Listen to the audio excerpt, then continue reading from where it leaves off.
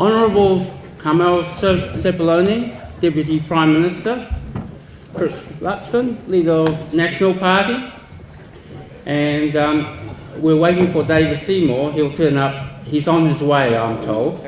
Honourable James Shaw, co-leader of the Green Party, ministers, members of Parliament, and election candidates. I am David Tai, the new chairman of Auckland Chinese Community Centre. I wish to welcome everyone to our 2023 General Election Forum. Good afternoon, everyone, and welcome to the Auckland Chinese Community Centre Electoral Forum 2023. I welcome Carmel Sepuloni, the Deputy Prime Minister representing the Labour Party, Christopher Luxon, Leader of the Opposition and representing the National Party, David Seymour, Leader of the ACT Party and member of Epsom, and he's following Chinese time because he's not here yet, and James Shaw, co-leader of the Greens Party.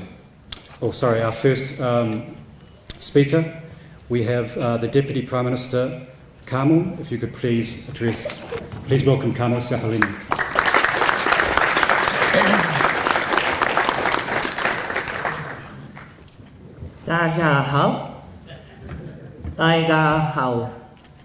Kia ora koutou. It is such a privilege to be here today with our Auckland Chinese community. Can I acknowledge each and every one of you for coming out today to engage in politics, to meet us and to ask questions about things that are important to you. I'd like to start by extending the warm greetings from the Prime Minister, Chris Hipkins, who was unable to be here today. He's currently in Christchurch, but he did ask me to pass on his regards and to reiterate the importance and value of the contribution that our Chinese community makes here in Aotearoa. He also asked me to mention the success of his recent trade mission and his appreciation for the warm way in which he was received by the President of China and other Chinese leaders. He did say that he looks forward to meeting as many of you as possible over the course of the next 5 weeks in the campaign and beyond. Can I acknowledge you, David Tai and David Wong of the Chinese Community Centre, and everyone else who has helped to organise today. There are a few of my parliamentary and candidate colleagues in the room today. I saw the Honourable David Parker. Thank you for coming along, David Parker. Le Maunga Lydia Sorsene, who's a candidate for Māngere for Labour. Narissa Henry, who is the Labour candidate for Pakuranga, and I believe Camilla Bellich is coming shortly. And I also want to acknowledge that currently there is only one Chinese Member of Parliament, and that happens to be a member of the very diverse Labour caucus, my good friend and colleague Nacy Chen. So acknowledging you, Nacy. Can I acknowledge all the other party representatives that are here in the room? It does feel very good not to have to be in Parliament and be able to be here to talk with all of you about the upcoming election and Labour's vision for New Zealand. We head into this election campaign very proud of our track record, very realistic about the challenges before us, and incredibly optimistic about New Zealand's future. After a very difficult 3 years, our economy is turning the corner. Inflation is coming down and wages are growing, but it hasn't been easy. I acknowledge the impact that the pandemic and weather events have had on all communities here in Aotearoa, including our Chinese community. I know that many of our Chinese business people were in need of having to access supports during COVID, and some needed support during the weather events as well. I think it's important to mention that when the floods hit Auckland, many of the first people that were impacted by flooding in different parts of Auckland were actually from our ethnic communities. I was one of the first that went to the Kelston Evacuation Centre and saw many of those people come through the doors having been flooded out of their homes, and some of them were from our Chinese community. I just want to recognise how difficult it is for our ethnic communities, including our Chinese community, when not only are you facing a natural disaster of that nature, but also when there are other challenges like having English as a second language. One example of a person from your community that I worked with was a woman who, along with her family, had left her home, having been flooded up to here, having lost everything. After speaking with her, I found out that she actually was getting treatment for breast cancer and had lost her medication during that time, so we connected her up with the health services to get access to that. And she also struggled with some other challenges, like her car was getting fixed and she had a loan car and she was scared that they wouldn't take the rationale for having lost the loan car, and she was scared of how she was going to explain that. It didn't take much for me as an elected rep just to ring the mechanics and sort that out for her. But that is an example of how difficult it can be for our ethnic communities when we're faced with natural disasters of that nature. But after a tough start to the year, I have to say, with the cyclone and floods, there are very good signs that the economy is growing again. We've reconnected with the world and our exports are increasing year on year. And I want to acknowledge our relationship with China here. It is a mature and comprehensive one. The free trade agreement with China was first signed in 2008 under a Helen Clark-led government, when bilateral trade had already reached $8 billion. Bilateral trade has since soared to an impressive $40.3 billion. The value of New Zealand exports to China alone stands at a staggering $21.4 billion. We've had 18% growth over the past 2 years despite the challenging global environment. This highlights the resilience and strength of our economic ties. China is New Zealand's top trading partner globally, as well as our largest total export market. And when our New Zealand businesses are able to trade internationally, our businesses thrive and New Zealanders have jobs. That's probably a good segue into employment, actually. We have currently record or near record low unemployment, more New Zealanders in work than ever before, and so many opportunities ahead of us. After years of neglect, we're rebuilding the country's infrastructure with record investments in road maintenance, rail, new and rebuilt classrooms, schools and hospitals, and yes, the biggest public housing build program since the 1950s. We're lifting children out of poverty. Approximately 77,000 children have been lifted under poverty under this government. We're tackling climate change by reducing our carbon emissions 3 years in a row, and I do acknowledge that the co-leader of the Green Party has also been our very effective climate change minister. And we're supporting our businesses to grow and create new jobs. We're making so much progress. And what we believe is that now is not the time to turn back to the failed approach of cuts and neglect that created all of the problems in the first place. I want to focus on something we're all feeling right now, and that is the cost of living. The two most important things we can do to help Kiwi families deal with the cost of living is bring down inflation and grow wages. Getting inflation under control means interest rates fall and real wage growth helps families right now and in the long term too. On inflation, we're starting to win that battle. While there's still a way to go, inflation will fall over the coming year, and those are the forecasts that we've been given. With economic conditions tightening, as a government, we've trimmed back spending to ensure we live within our means and aren't contributing to inflation.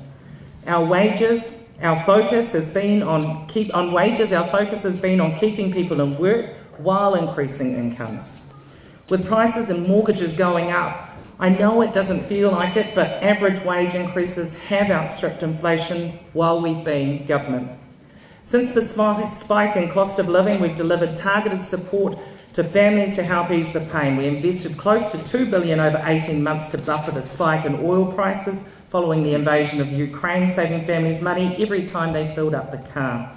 We also introduced half-price public transport fares, something we're carrying on for 13 to 24-year-olds and have made it free for children, delivering a saving of around $30 per week for a family with 2 children, something unfortunately National wants to take away now. Public transport users are unquestionably worse off under National's sneaky tax cuts, which means families with kids would need to stump up the full fare again. We've continued to support older New Zealanders by lifting super payments for a couple by $326 per fortnight since we took office. But Labour's commitment to our seniors is not matched by the coalition of cuts who are lining up to mess with Kiwi superannuation again. I'm not sure if you've seen this, but they intend to lift the age of eligibility to 67. Labour will not lift the retirement age, and we will protect KiwiSaver. A re-elected Labour government will take GST off fruit and vegetables to ease the cost at the supermarket and help healthier choices become more accessible for everyone. We've committed to free dental care for under 30s. As we move forward, we want to see that universally. This week we've also committed to growing our police force to a historic level, adding another 300 police on top of the 1,800 we've delivered so far. In tough times and when the opposition has a bit of a negative outlook, it's easy to fall into pessimism. But I choose hope and optimism. We're about bringing New Zealanders together because I know we're at our best when we are united. To everyone in this room, I want you to know that the Labour Party has been upfront and clear about our plans, including who we would and wouldn't go into coalition with. I think everyone knows it wouldn't be natural for us to have a relationship with National or ACT, but we've also ruled out going with New Zealand First. That isn't the case with all political parties. I wish you well and I look forward to your questions. Please welcome Christopher Luxon. Thank you.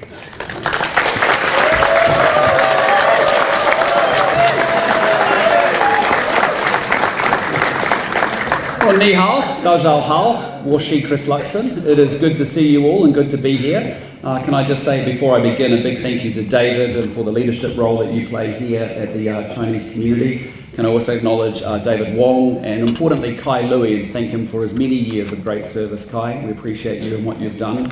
And importantly, from my side, I just want to acknowledge the other political leaders that are here. It's good to be with you as well and good to see you. And from our own National Party, we have our President Sylvia Wood, who's here with us, Melissa Lee, Nancy Liu. We also have Rosemary Burke, we have Agnes Lohene, and we have Carlos Chung with us as well. So I want to say welcome to all of you and thank you for stepping up into the space of public service. We appreciate what you're doing.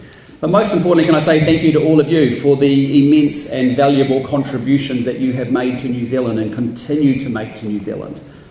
You are a great source of inspiration for so many of us because you in many cases have left your homeland, you've left your languages, you've left your culture, you've come to New Zealand. We see how incredibly hard you work in order to get ahead for yourself and for your family and for your communities, and we find that incredibly inspiring. So it is good that you are here ready to engage with the political process.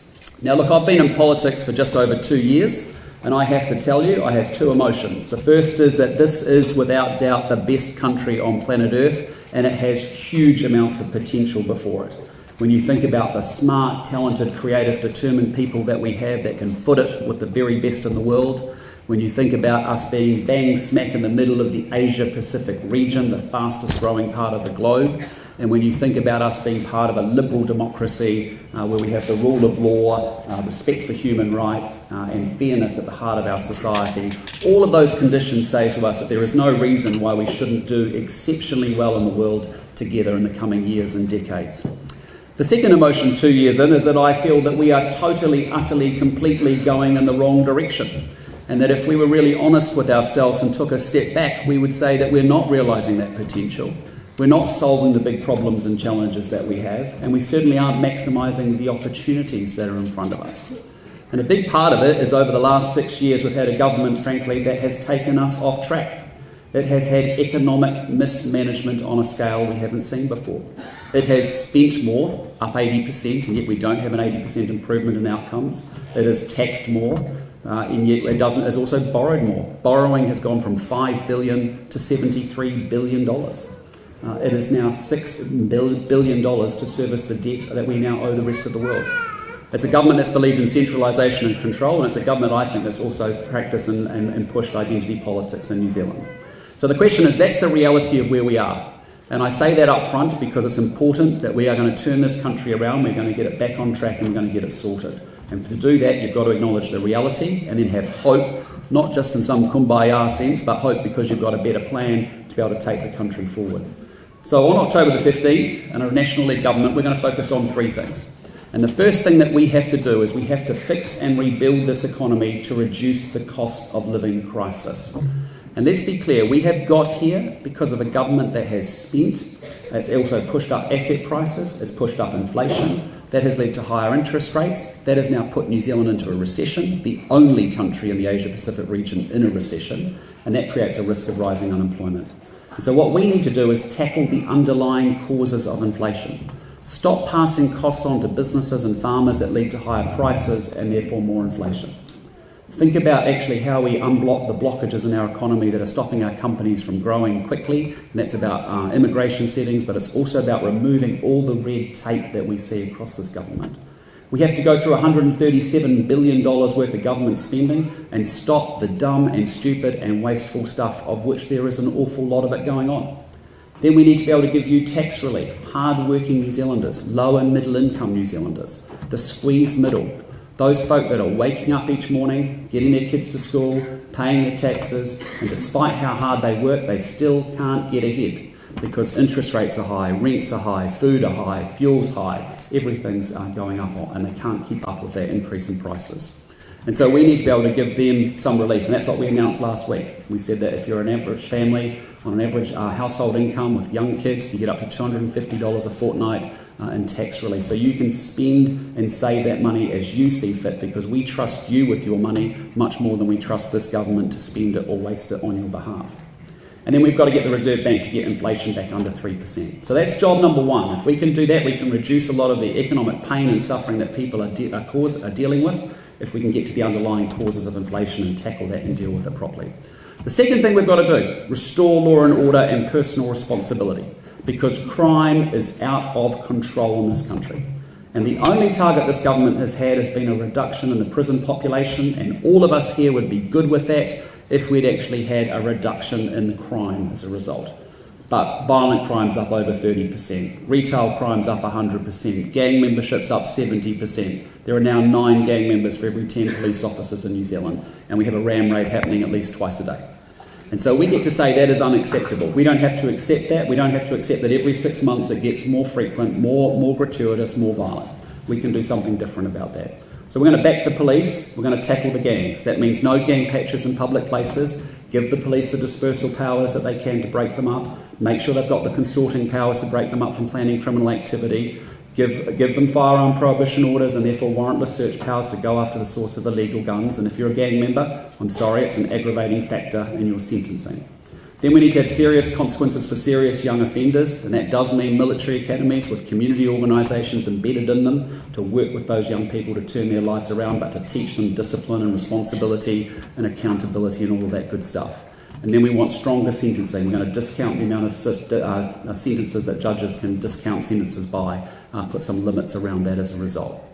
Third thing we've got to do, final thing we've got to do, is make sure we deliver better health and education.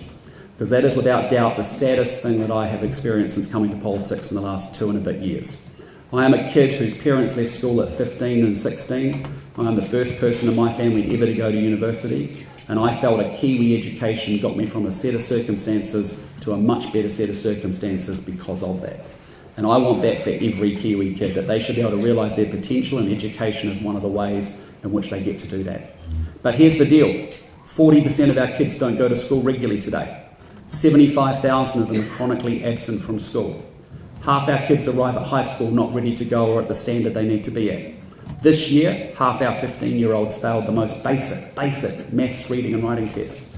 And when I went to school, we were in the top 10 countries on maths, reading and science in the world, and now we're well out of the top 10 on any of those things. So we have to fix that, because that's going to be an economic crisis. How do our kids access higher paying jobs if they can't get educated to be able to access those jobs. It's a social crisis because those that actually are in more challenged areas and neighbourhoods don't do nearly as well because their school's not set up to succeed for them as much as other schools. So we have to deal with that. And that means teach the basics really brilliantly. An hour of maths, an hour of reading, an hour of writing each and every day for primary and intermediate age kids. A well-defined curriculum year by year laid out, defined as to what we teach, to who, by when. And also making sure we have regular assessments as a result along the way so we know the progress that our kids are making and the support that they might need to do to get caught up. So long story short, we have a fantastic country. Do not give up hope on New Zealand or New Zealanders. We've had a broken government, but we do not have a broken country. But we now do need to go to work and we need to get the show sorted. We need to get it back on the road. We need to get some positivity, some ambition, some aspiration, some can-do back into the country. And that's what we're going to do on October the 15th with all of your help. Appreciate your time. Thank you. Now I'd like to call upon the leader of the ACT Party, David Seymour.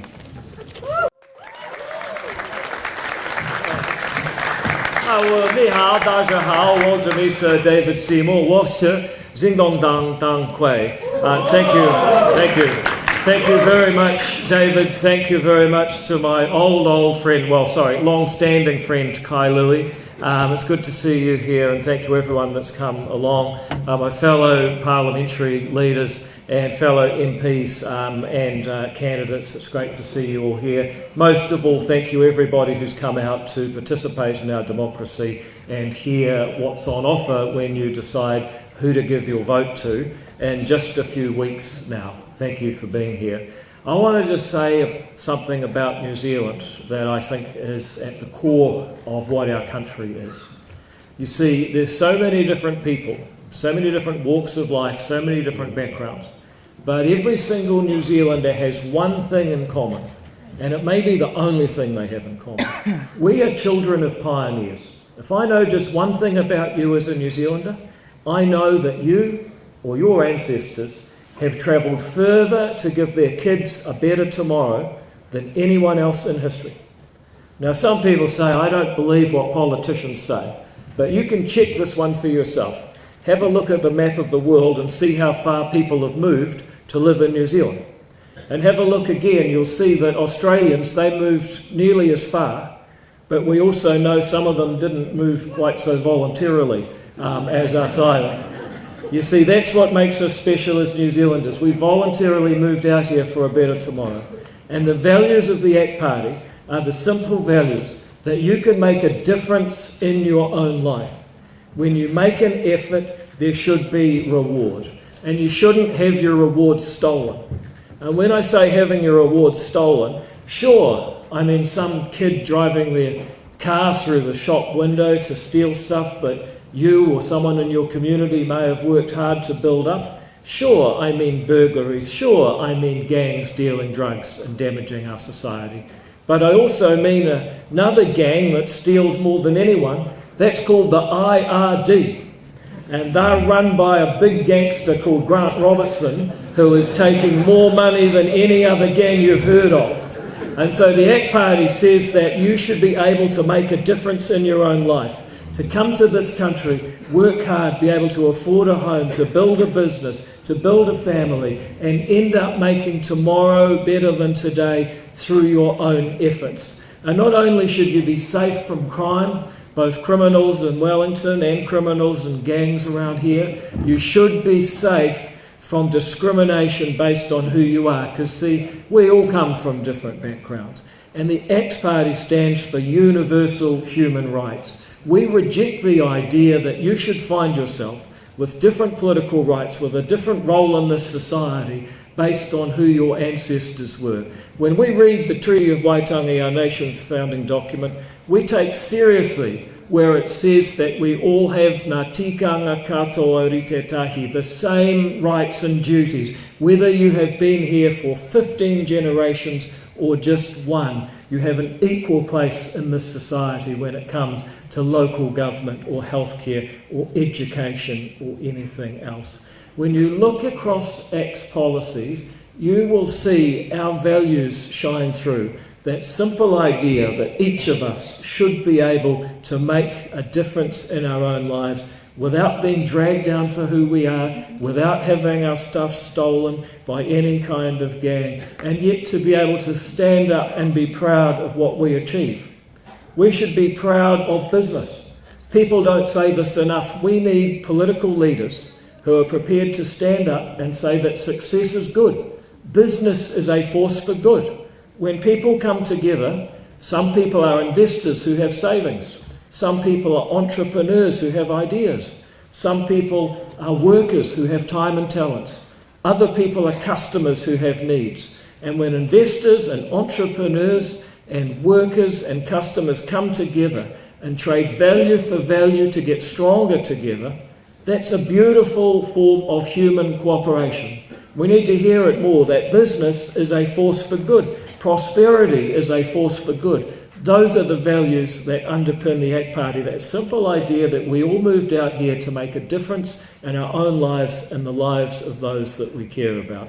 So what does that mean practically? It means we stop government waste. This government is wasting too much money, and that means we're paying more taxes. Our kids will pay more taxes to make up for the $121 billion that Grant Robertson has borrowed in 6 years with nothing to show for it. We need to stop the government spending and wasting so much money, and our alternative budget shows how we'd spend $9 billion a year less without touching a single teacher, firefighter, police officer, nurse or doctor, or anyone that anyone in the real world would actually notice. That is how much bureaucratic waste there is in Wellington. And with that saved money, we'd reduce your taxes so someone on the average wage would be $2,000 a year better off, so they've got some money to deal with the price rises that they already face. We're talking about cutting waste and cutting taxes. The Labour Party say that me and Chris Luxon are the coalition of cuts. I say absolutely. There's a lot of stuff that needs to be cut. And it's the same thing with crime. That needs to be cut too. You know, we have tried an experiment in this country of letting out criminals to see if they'd be kind to us. If only we're kind to criminals, maybe they'll be kind back. Well, I could have told the government how this experiment would end. You let criminals out of jail, guess what you get? More crime.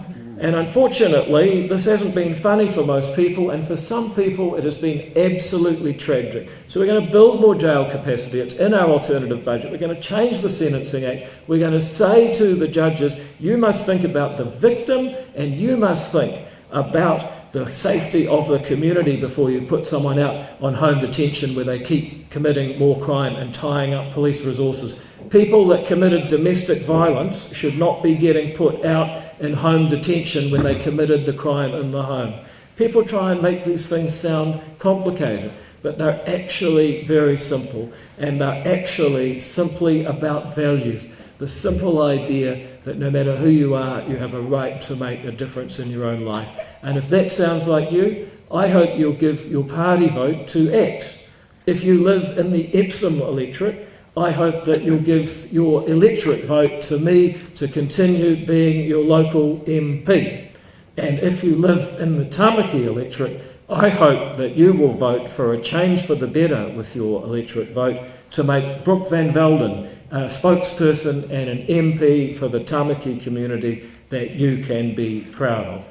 I look forward to hearing the rest of the questions that people will have today. I think this is going to be a very fun debate. It's going to be a fun election, and at the end of it, we won't just be changing the management but continuing the direction. We will have a mandate for real change, not just to get back on track, because we know where that track led, but to turn this country around and make it work again for those people who want nothing more than the simple opportunity to make a difference in their own lives and the lives of those they care about, no matter who they may be. Thank you very much, Cecil. Okay, the next speaker is the co-leader of the Greens, James Shaw. Please welcome.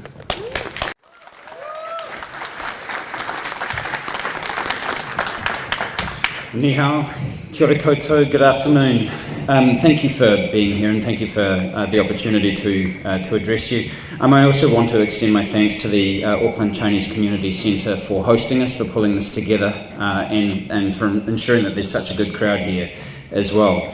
My name is James Shaw. I am the co-leader of the Green Party of Aotearoa New Zealand. I'm also a minister in the current government, and I was a minister in the previous Labour-led government as well from 2017. So I have some experience there. Prior to entering politics, I was a management consultant, primarily based in London, where I did most of my work was in the financial services sector, given that it was London. I just wanted to start off by acknowledging that there will be many people in the room who were severely affected by the floods in Anniversary Day earlier this year, and who will have friends and family whose lives are still disrupted by the fact that your homes were damaged or destroyed and unable to be moved back into in some way. Those floods, of course, were exacerbated by the change in climate and the fact that our oceans are warmer than they have been at any time in recorded history, which leads to greater evaporation from the oceans, which leads to much stronger downpours. And I also want to acknowledge that many of you will have family in Shenzhen or Hong Kong who have been also very badly affected by the floods and the rains that have occurred there just in the last 24 to 48 hours. The scenes that we're seeing that we're most able to see from Hong Kong are absolutely horrendous, and the damage to lives and property is obviously very severe. This brings me to the first priority that the Green Party has for our next term of Parliament, and it is something that we are constantly have constantly stood for, which is around action on climate change. There are a couple of priorities that we've got around this, and the thing that I wanted to emphasise is that whilst climate change is effectively an economic problem that has led to social and environmental outcomes and consequences, we have to acknowledge that all of the solutions to climate change are things that can make our lives and our livelihoods better. They can both make sure that our towns and our cities are more resilient and that our homes are more resilient to the effects of those floods and fires and droughts and storms, but also we can lower household costs and improve living standards at the same time. So we have said in the next term of Parliament that we do want to ensure that our towns and cities are more resilient and safe from those rising seas and from those increased flood events that we experienced earlier this year and that we can expect to experience again in the future. We've said that we want to extend a clean power payment to people who want to renovate their homes, whether that's to put in home insulation or double glazing or to put rooftop solar on your roofs, which will also help to reduce your household energy bills, which we know are very difficult for some people to meet at the moment. We also, in fact, I've just come from an announcement at lunchtime today about protecting our oceans. And that is also part of the solution to climate change as well. Whilst we have strip mined the sea of fish in order to feed ourselves, what we know is that the oceans soak up an enormous amount of heat and act as a store for carbon dioxide. And so that is also a priority for us in the next term of Parliament as well. But I also know, and I do want to acknowledge, that there are many people who are really facing very difficult times at the moment as a result of higher costs and inflation. I do have issue with some of the things that have been said about the reasons for that. The government did spend a lot of money over the course of the last few years keeping people safe and keeping people in their jobs. If we had not done that, then tens of thousands of people would have died from the COVID virus, and we would have had mass unemployment. And so that did mean that there was an enormous response to ensure that people stayed in their jobs and that we kept them safe. Now, whatever the causes of that, we do know that we still have to deal with the consequences of that now, because the result of that is higher inflation right now. And so we do have a real emphasis in this election campaign on both living your incomes and also ensuring that we can cut some of your household costs, the things that really bite you in the hip pocket.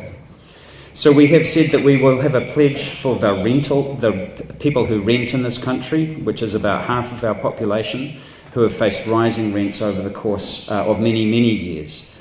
We have said that we will offer free dental and to set up a public dental service, because our teeth, for some reason, are the only part of our body that we ask how much you earn before we treat you, whereas everything else is taken care of through the public health system.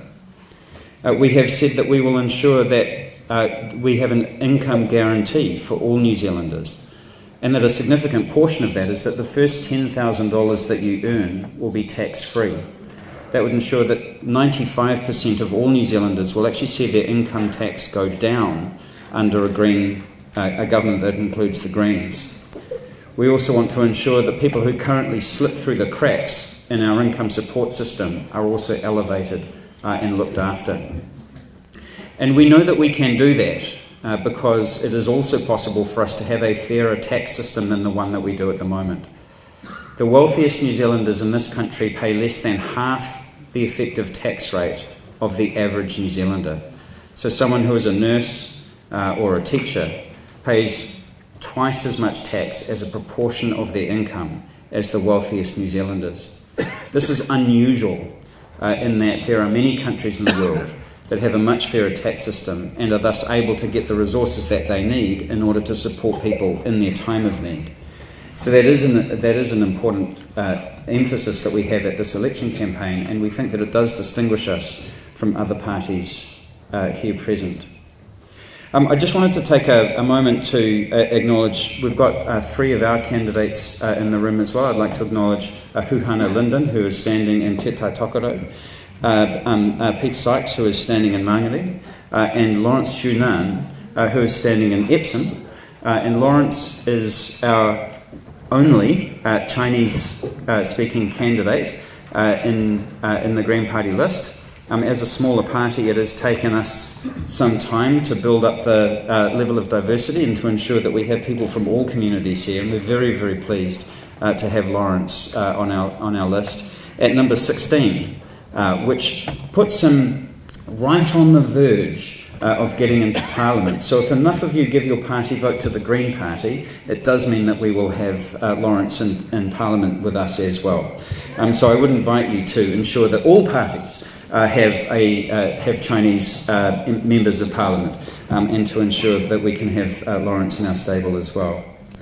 So in conclusion, our emphasis in this election campaign and for the next term of Parliament is to lift incomes, is to cut your household costs, and to do those things in a way that also supports the solutions to climate change and looking after nature, and to creating a more healthy environment.